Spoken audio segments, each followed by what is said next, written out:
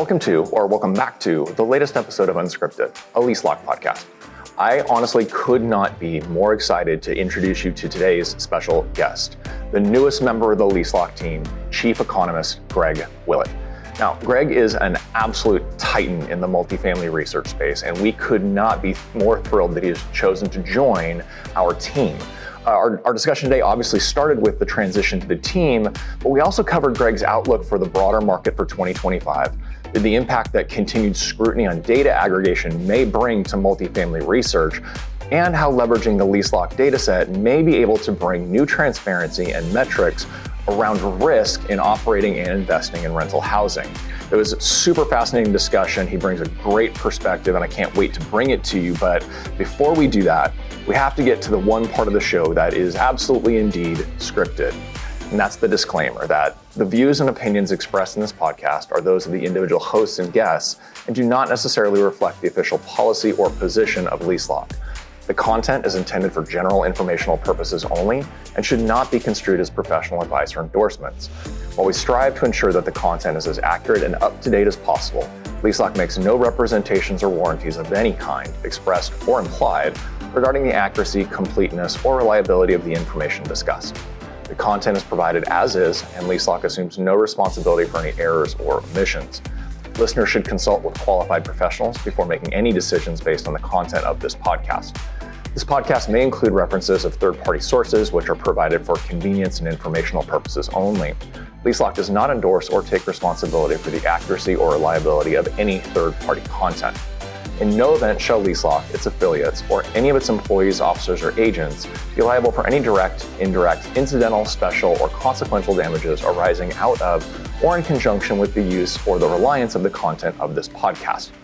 Now, with the highly scripted disclaimer out of the way, let's get to figuring out what's going to happen in 2025 and the expectations with Chief Economist Greg Willett. Greg, I really appreciate you coming in and sitting down with me. It is an absolute honor to be with you again. Appreciate you. It is again. We've done a lot of these sorts of things together, but it's been a while. It has been, and I was tempted to go back and ask some of the production crew in our old life if they could find like the first time that we wouldn't have sat down at that. We've been standing behind bully pulpits at that point to do this. But for the audience who doesn't know and hasn't been as exposed to you, maybe they're newer to the industry or whatnot, give us a little bit about your background and what you've done over the, 30 years now? 30 years Yeah. ish. Yeah.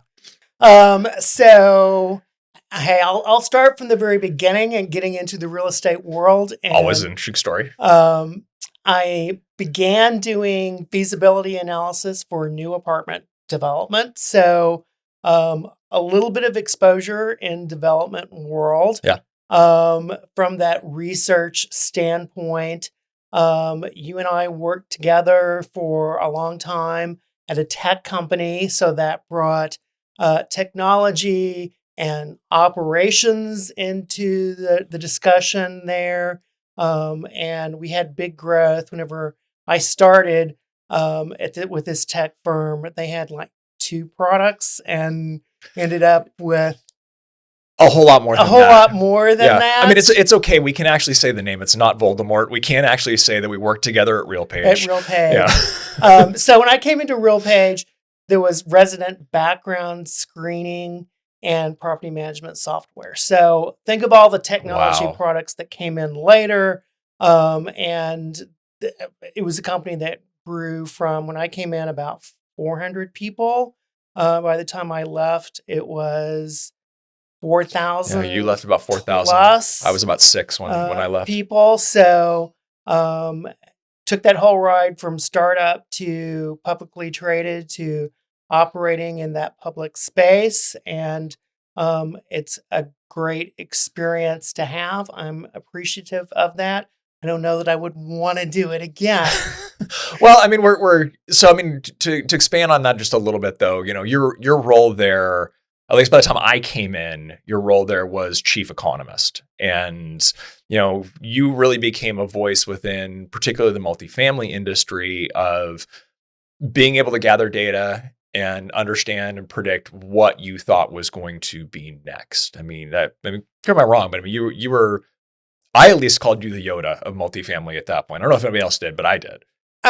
Certainly, it was a great sandbox to get to play in, and think about how data evolved over that 20-year period that I was there, and transparency into what's going on to the marketplace, and what you can actually see and predict and model. So it was an interesting evolution to have. Again, and I'm looking at it from the standpoint of an economist. Take into account technology. How does that impact things for RealPage internally, as well as what's happening out in the marketplace? Then I'll point out that I was, for the past 3 years, I've been at a brokerage firm, Institutional Property Advisors, which is a division of Marcus and Millichap. So really thinking about the apartment sector from that investment standpoint for the most recently. So I've sort of approached it from every different angle.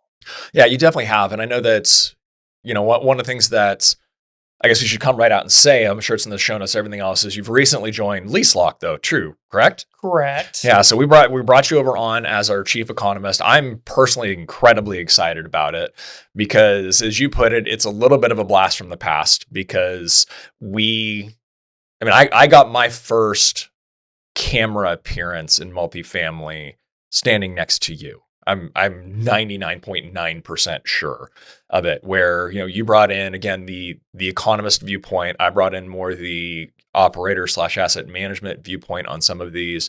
And I'm actually really excited that we get to do that moving forward, again, just from a slightly different angle, I think. And I guess I'll kind of start my conversation with you there is, one of the things that we're excited about at LeaseLock, especially having a mind like yours on the team, is what are the insights and the information that we can bring to market that people aren't thinking about necessarily right now. Obviously, we do a lot of underwriting for lease insurance. We see a lot of elements around risk. Full disclosure, I think this is week number 2 for you on the job. So this is a really loaded question to throw at you. How are you thinking that, what are some of the things you're thinking about that we might be able to deliver around risk, or maybe new things that the industry's not having some insight into today? I think part of my role is just going to be help owners and operators understand what's going on in the world. Sure. and how does what's happening in the economy impact their strategies. I certainly want to talk about renters more than I have in the past few years when I've worked on the investment side. Sure. There's a tendency to actually ignore the people who live in these assets. So I want to dig into that. And then some of these risk management metrics, I just think have not been explored very much at this point. And I'm not going to pretend that I'm a know-it-all on that space yet. Right. But I think that there's going to be a lot to learn there that will impact investment decisions. They'll impact operational decisions, and they'll impact the actual living experience on individual assets. Yeah, that's one of the things that, again, go back to shared experiences, but that's one of the things that actually attracted me to LeaseLock to begin with. Was it does have an element of it that, to me, benefits all 3 constituents in rental housing. You've got the ownership, which you can call it institutional, you can call it mom and pop, whatever the ownership is. There's that protection factor they have. There's the ease of operations, your operator, and then there's the protection for residents that are also provided in there. What I'm really excited for you to be able to start digging through is the fact that in order for us to have been able to do that, we had to have been collecting the appropriate data, non-personal information or anything along those lines, but the appropriate data that kind of gives us visibility into all 3. The whole point of insurance is transferring risk. If you're going to do that well, you've got to be able to actually understand what the risk is so you can underwrite it appropriately. And that's the treasure trove, I think, that I'm very hopeful that you're going to be able to get in and say, oh yeah, we haven't thought of what's your risk index and how does it apply to a market, and then how do you apply that to investment decisions. So no pressure on that. But Again, still single digits on the number of days that I've been with the firm, but as I've dealt with data so far, I have to say I'm asking a lot of questions on, let me be sure I actually understand what this metric is, yeah, and tell me how it's being calculated, and let's be sure that we're actually understanding what we're talking about, and so that we actually can understand the insights that we can pull from this information. So I didn't think we'd go down this path, but I think this is an interesting path, and I'm going to take us down, because one of the, you said understanding what the metric is and how it's defined, I think is one of the both greatest challenges of our industry, but also, if I'm being really honest, one nobody really wants to solve, because like, how many different definitions to the word rent have you seen? It's amazing. And so in brokerage world for the past 3 years, I'll point out that for the most part, you're using third party data. Yeah. As you're doing your analysis. So that means that you actually really have to understand how these data sources are approaching the information that they're putting out.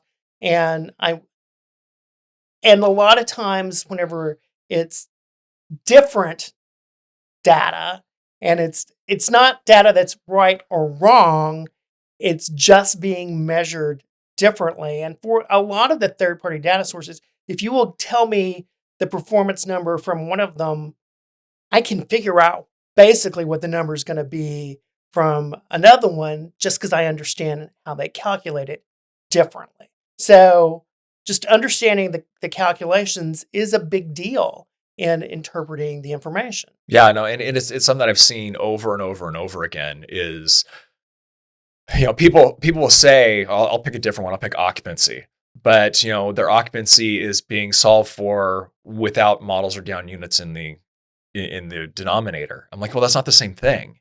And it's so often we see the numbers being leveraged to tell a story, as opposed to necessarily reveal true transparency and true truth. It's when you said, knowing how it's defined, you're right, that it's just such an important part of having a true and honest, transparent look at performance. And you brought up occupancy, and honestly, if you look at the third-party data, that's the one where there's the biggest disagreement from one data source to another. And it really is just a matter of, how are you counting the new supply? Right. Are lease ups in or not? Is it an existing unit from the moment that new property opens, or do you wait for all the units to be delivered, or do you do it over time, and do you leave any sort of period for stabilization to occur? So it's entirely methodology. The sources are telling you the same basic story, but the numbers they're actually using are going to be pretty different from one source to another. So you mentioned the third-party operators or third-party data providers, and this is something that I've been kind of pondering for, let's call it, the last year-ish. Actually, longer than that, probably the last couple years. And that is a lot of the voices that are a lot of the trusted economists within multifamily that have been in multifamily like yourself for an extended period of time, are no longer with the third-party data aggregators. Now, that's not exclusively true, obviously, but one of the questions that I personally had, I'm going to be very transparent in this, when I personally heard, that we were, potentially bringing you over onto the team, that was my first thought, was how can you have the same kind of insights if he doesn't have the same level of data? But as we've talked more and more, you kind of really do have the same level of data as some of these other folks that are out there. Talk to me about how that can be successful and has been successful for folks for years. Well, there's just, over time, there's been a movement, frankly, away from government produced data, which is good, because government produced the the government does not have the resources that the private parties do. Nor do they even use the resources the private Right. parties do. Look at So, CPI. right. And there are, in some cases, questionable methodologies being used in some of these government resources. So third-party information is almost by definition going to be better than government data. And then if you look at the biggest third-party data providers, man, that is a lot of product that is being tracked. Yeah. And you can slice and dice the data, and there's reliability beyond that goes beyond just the overall story. You can believe the information when you get down to the market level and when you get to the neighborhood level. So there's just better visibility than we've ever had before, but it is moving. And Yeah. there's that question, are we going to get some blind spots? Yeah, that was one of the things I definitely did want to talk to you about was, obviously at least on the operations side of the industry today. And in the industry, I'm really thinking multifamily, not necessarily single family, although single family, it can fall into this. There's at least one top 5 NMHC operator that now refuses to do market surveys. They've told their ownership groups of all sizes, we're not going to call around for rents anymore. I've heard anecdotal stories of where data collectors, the third-party data collectors, are having harder times being able to get to some of those properties they used to be able to get to all the time. As an economist and as someone who has been in that market research world for as long as you have, what are the consequences? I'm going to ask you to pull out your crystal ball and say, where do you see this going? B, what are the consequences of that pathway? And do you see ways to get around those consequences? Well, let's just address directly what's happening. Good idea. And that, that we're in an industry where people have been pretty willing to share information about what's going on with their assets and their properties. And if you wanted to know what's the performance of an individual asset, the way to find out is you just ask them. Yeah. And they would tend to tell you. Because of some actions by the Justice Department and other legal and lawyers in general, now data sharing is being interpreted as collusion, Right. which it's not. And so there is hesitancy to actually make available information about what's going on. And I will point out and traditionally it's not just been, I will share information about my property with competitors. You'll share that information with renters. If they want to call up and ask what's going on, you'll tell them. Yeah. I mean, it's yes, you have to, at some point you have to disclose a price to a buying public. Correct. I mean, there has to be information about what's available and what's the price point and what are the details of that product for you to make that decision. So there's hesitancy to put that information out there to some degree at this point. And so where is the industry going? It's more and more web scraping. So information that's out there on the company website about a property, you can pull that, and thus far, powers that be seem to be okay with that because renters could go look at that same information, but not every type of rental unit gets advertised via the internet or gets leased via the internet, and particularly sort of bottom tier product that people who rent that move from within a given neighborhood. So, we tend to joke that balloons on the signage are the way you market that sort of product. But in fact, it's pretty effective Yeah. because most of the people who are searching for that type of unit to rent are not using the internet to do that. So I have to wonder over time, is our transparency into that, let's call it the bottom 20% to third of the existing rental product, are we going to be able to see what's going on with that product? No, when you brought this up the other day, it really did open my eyes, and be honest, and I think you're right. I think between that product again that puts the balloon on the sign, they put the A-frame out when they have something available, they take it back in when there's nothing available.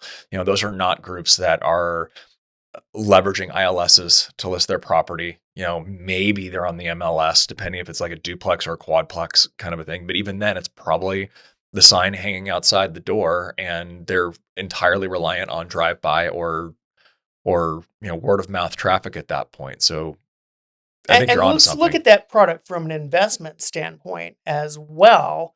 And there is maybe a little bit more distress, financial distress in that segment of the market than there is in the market overall.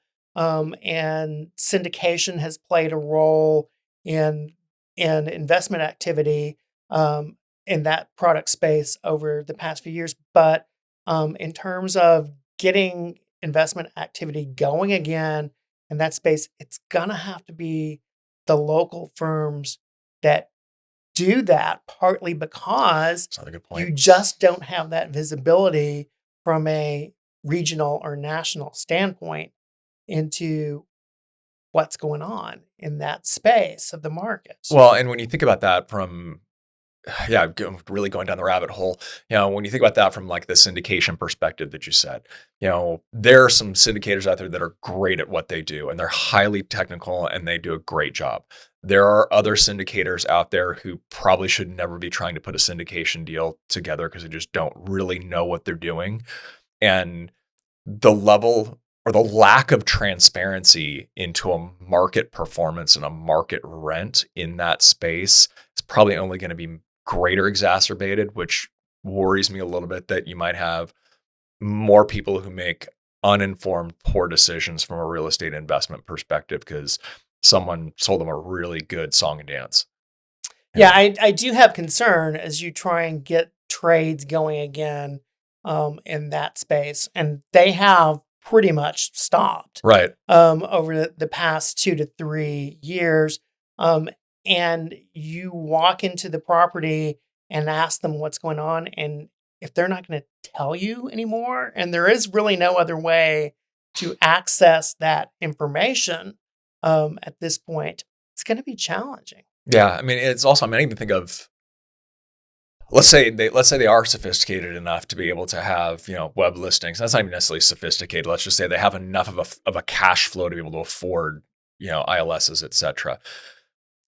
You still control how much inventory you put on as a marketer. Like as a marketer, I don't want necessarily all my inventory on that list. If I'm running at 85, 83%, not because I want to hide some scheme, but there is the sense that you want to build from a pure sales perspective of urgency with the person who's potentially leasing that might not be there when you're making decisions. So you might want to speed your decision-making process up. To where I go with like the market research, how are you going to calculate the occupancy? Like, how are you going to figure that It's out? challenging, and I'll point out it doesn't just impact the investors and the owners and the operators; it impacts the renters Yeah. too. If they cannot access information about what's available and what's the price point at that bottom end of the marketplace. Yeah, no, that's a really, really, really strong point, and I like that. Okay, so we talked about market research. We've talked about this potential gap in our ability to forecast. And again, to be very clear, I don't think either you or I, well, I'm not saying anything. I don't think you're saying that gap exists now, but you see where that opportunity for that gap to exist could be pretty close around the corner. I think it will get more challenging pretty quickly. And it's not gonna get to the point of you just can't understand this portion of the marketplace. But you need to approach it maybe a little bit more cautiously Yeah. and with more margin for error than you have in recent years when you could pretty much see what was happening in that space. Yeah, that's a good point. Like if you've had to really, really, really sharpen the pencil on that pro forma to make it really work out, you're probably taking a much bigger risk in that space. Okay. Yeah, risk risk does escalate a bit in that portion of the market. Okay. So one of your predictions for 25, because I want to get into what you think is going to happen in these marketplaces coming up, but one of your predictions for 25, I'm going to say, is the potential loss of visibility into the bottom third of the marketplace if things keep going the way that they seem to be going. I think yes, that will be evolving over the next couple years. And a year from now, are we going to feel a big difference? I don't know. 2 or 3 years from now, probably yes. Interesting. Okay, so with that as one of the predictions that you're going with, where do you see 2025 going from a broad-based rental market perspective? So thinking about market fundamentals, I think the range of possible outcomes for the next year is pretty broad. And There's hedging your bets, Craig. it is. Let's think about where we've been. For the last couple of years, we've been delivering a lot of product. So that's made operations challenging. Yes. We've had capital markets disruptions. So that's made investment activity challenging. So we've just had a lot of just downward pressure. A lot of headwinds have been hitting us. I think if we look a couple of years out from now, in terms of what our expectations for slowdown in deliveries in a big way, and still some solid fundamentals in terms of demand potential. So the world a couple years from now looks much, much better, but 2025 then is the transition year. Right. So how exactly is that going to come together, and to what degree are people taking action and getting off the sidelines, positioning themselves to benefit from what comes in 26 and 27? Or are you still kind of, let's wait and see? Interest rates are not going to cooperate the way we would like them to. While new supply will slow, it's still meaningful in some places. So how does it all come together? So let me ask you, we're just for people's timing's sake, relative to when we recorded this. We recorded it literally the day after the inauguration. So clearly we have just absolute crystal clear into what's going to happen with the new administration and the privatization of the GSEs and all that. Clearly we don't. There's none of that. But we're also a week out from NMHC annual. Now, this episode is probably going to come out during NMHC annual, but I'm really curious, especially having come from the brokerage side recently. What type of tone do you expect to see at NMHC annual? Are we going to see the signs that say we've got capital again that we saw 5 years ago? I think that was at this point. Is it going to be just downtrodden because no one's getting deals done except for the big, portfolio deals? Or what are you kind of expecting for next week? I think we have better clarity into state of the market and what comes next when you talk about Class A and let's call it B plus sort of product, and the appetite to acquire that and again position for what's coming in 26 and 27. There is strong appetite to get in front of that. So I think that when we get to NMHC for that space of the market, it's going to be what can we do to get some deals done. And hey, it's not ideal conditions, but we got to make this happen. Something that comes up over and over in my conversations with people in that institutional capital space, it's that fear of missing out, FOMO. You've got to start making this happen pretty quickly. Now let's flip that. Again, we've talked about some data challenges at the bottom end of the market. There's less clarity there in terms of what's actual value on those communities, and also operational risk in those communities is still a gray area. So, what space are you operating in? I think the top half, let's call it top half the market, in terms of owners and operators and investors, we're going to get to NMHC and they're ready to go. Bottom half, there's still some hesitancy.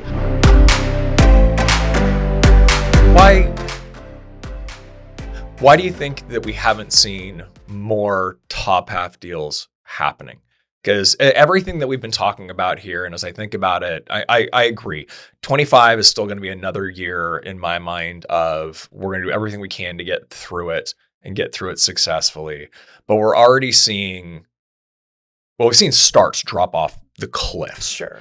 Which if you just push that out 24 months, you know what your deliveries are going to be. So we know 2026 is going to be minuscule when it comes to generality of that, which should lead to an environment where we probably see certainly concessions being eaten back up. And I would imagine, I mean, I'm not an economist, but I would imagine relatively, I'll use the word strong. I don't mean like 2021 strong, but strong rent growth in a lot of these markets where these deliveries were. I know a lot of, merchant builders became operators not by their choice. What's preventing these deals from actually starting to trade? If you think about the world from the viewpoint of institutional capital, keep in mind that multifamily or residential is not the only investment choice they have. They have other real estate products that they can put money into, and they like industrial and they like data centers. Obviously, they're not big fans of office at this point, but suburban office isn't a great thing. There are other investment vehicles, and frankly, when you look at yield on 10-year treasuries, you can just let the money sit there and do nothing, and get a reasonable return on there with no risk. And then there's put it in the stock market. I mean, that has certainly done well of late. Also, so there's deals haven't been done because there are other avenues that have been more profitable over the course of the last couple of years. But again, think about what's coming next. And if you don't invest some of that capital now, you're not going to be able to ride that wave up, which that's we know the is fear coming. Of missing out you were talking about. So you've got to start making that happen. Okay. So you think that 25 is going to be another, not ride it out year, but neutral year.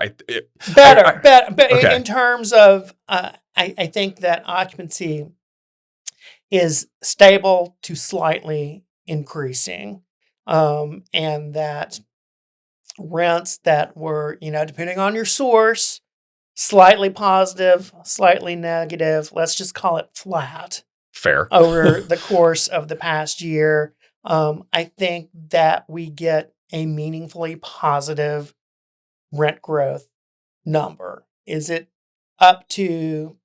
get up to the past average over the long term? Probably not quite, but 2 to 3% is meaningfully better than zero. Yeah, but for sure. Okay, so but I would imagine and I'll put you on the spot a little bit on this one. I would imagine that. Well, I don't imagine. I know real estate's a highly localized business. Sure. So where we talk about a national average being at flat rent for 2024, you and I both know that wasn't true when you look at it by market perspective. Sure. You've had meaningful growth in the Midwest and the Northeast, and you've had flat to negative numbers in the Sun Belt and parts of the West Coast. And I would imagine that based on the deliveries still to happen that we know is in the delivery pipeline, we're expecting for the most part, most of these markets to perform like they did in the previous year. I'd imagine, please correct me. Getting a little bit better, Okay. Even the ones that have been most challenged, probably getting a little bit better. And a couple of things will come into play. Number one, this new product that was delivered in the course of the past year, we gave away a lot of free rent. When those leases come up from renewal, hey, maybe you won't entirely fill in that hole, but you will push up those rents to some degree. So I think that gets you a little bit of rent growth there. And then you're not as afraid of occupancy falling moving forward as you were over the course of the past year. So that gives you the option to play offense a little bit versus just exclusively playing defense. Yeah, no, you're absolutely right. I mean, that loss to lease number that's out there on especially those lease ups is huge. Now it may not show up on their balance sheet or on their P&L as a loss to lease because they probably gave it as an upfront concession, so it's not running over. But the reality is they gave it away, and when you're renewing, you're going to be looking at that too. So if you look at big markets across the country, again, I came from brokerage world where for 2025 we have 0 markets predicted as rent cuts. If I'm doing it myself, I might say that there's maybe 2 that it wouldn't surprise me, 2 or 3. It wouldn't surprise me if you cut rents a little bit more. But for the most part, you're talking at least a little bit of rent growth everywhere. Well, that's a positive story. That's very good. So, and I like closing on positive stories. That's a good thing. One last question, since I'd be remiss if I didn't ask something like this. You spent a significant amount of your time at, a tech company that was collecting the data. You spent another amount of time at a brokerage. You're now coming over here into the lease insurance space, and obviously another party. What are you the most excited about in 2025 now being a part of the LeaseLock team? Again, I used the word sandbox to describe the data at RealPage when we were first getting into there. I think there's a different sandbox here in terms of some risk metrics that haven't been fully explored yet. And then, hey, I didn't come into this blindly. I know almost every single person on the executive team at LeaseLock, yourself included. And these are just people I want to work with again. Yeah, that was very, very similar to what I tell people all the time. Is I looked at the list of employees and I knew the vast majority of them, and I actually liked working with all of the ones that were on there. It makes a huge difference. And when you're working with people who are ambitious and are approaching this going 100 miles an hour, which I've already seen in the handful of days that I've been with the firm. Hey, let's be sure we're all going to the same place, but everybody's going really fast. Yeah, it is. It's a very good way to put it. Like we are all running 1,000 miles an hour. I'm not going to say like chickens with their heads cut off though, because we're not running around in circles or everything else. The goal is pretty clear as to where we want to get with both from an innovation perspective, a business growth perspective, and just an overall business objective perspective. So, but I wasn't going to make this a whole LeaseLock advertisement. So with that, Greg, where can people find you now if they're looking for you, if they want to connect? Certainly, I'm out there on LinkedIn. We don't keep our email address a secret here. So not that I'm aware of. Yeah, exactly. So just greg.willett@leaselock.com will get you to us. Awesome. Well, we are incredibly excited to have you part of the team. I'm personally incredibly excited to be working with you again. And once again, I really appreciate you coming in and doing this with me. Great. Thank you, Andrew. Yep. Thank you for joining us on another episode of Unscripted, a LeaseLock podcast. If you have found the information in this episode, or any other for that matter, beneficial in any way, the best way to support the work we do is to like and subscribe to the channel. That way, you'll be sure to never miss a new episode when they drop.